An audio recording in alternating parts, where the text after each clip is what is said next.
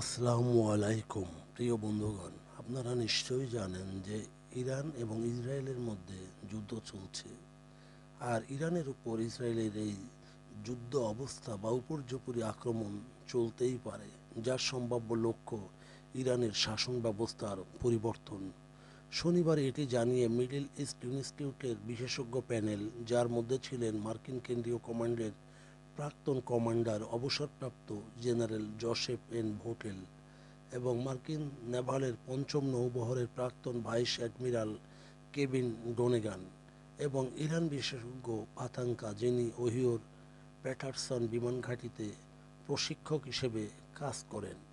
ভাতাঙ্কা বলেন, ইরানের পারমাণবিক কর্মসূচিকে পঙ্গু করে দেওয়ার পাশাপাশি ইরানের শাসন ব্যবস্থার পরিবর্তন, এবং যদিও তা নির্ধারণ এখনও খুব তাড়াতাড়ি হয়ে যায়নি, তবে আমরা হয়তো সেদিকে এগিয়ে যাচ্ছি। তিনি বলেন, বেশিরভাগ ইরানি কর্মকর্তাই মনে করে যে ইসরায়েল এটাই চায়। এত কিছুর মধ্যেও সবচেয়ে বড় অজানা বিষয় হলো, ইসরায়েলিরা কি কোনোভাবে ট্রাম্পকে ইরানের উপর প্রাথমিক আক্রমণের মতো করে এতে আকৃষ্ট করতে পারবে। ইসরায়েল ইরানের সামরিক ও পারমাণবিক সহ ইরানের বিভিন্ন গুরুত্বপূর্ণ লক্ষ্যবস্তুর উপর আক্রমণ শুরু করেছে। তেহরানও তার ক্ষেপণাস্ত্র, ড্রোন দ্বারা এটির জবাবও দিয়ে যাচ্ছে। আলোচনার প্যানেলিস্টরা তাদের আলোচনায় একমত ছিলেন যে এই সংঘাত অন্যান্য দেশগুলিতে প্রসারিত হবে না। ভাতাঙ্কা আরও বলেন, ইসরায়েলের প্রতি মার্কিন যুক্তরাষ্ট্র এবং বেশিরভাগ ইউরোপের সমর্থন রয়েছে। তেহরান কারো কাছ থেকে কোনো সাহায্য পাচ্ছে না। হামাস এবং হিজবুল্লাহ এমনিতেই ইসরায়েলের আক্রমণে পূর্ব থেকে দুর্বল হয়ে আছে।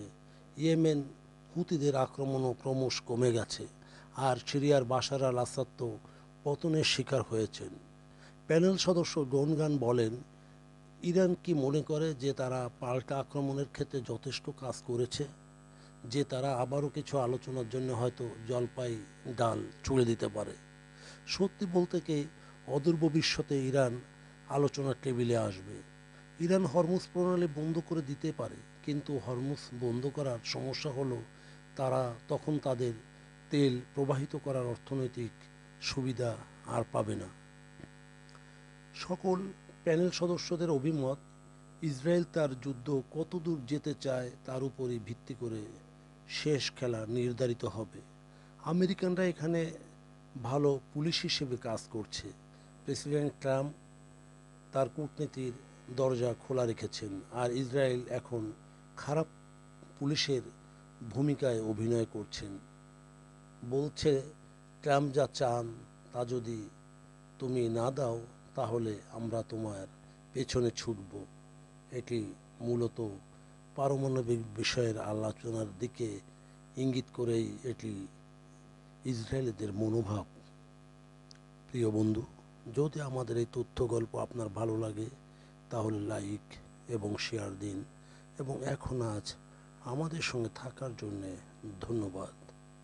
আমাদের সাবস্ক্রাইব করুন এবং ফলো দিন।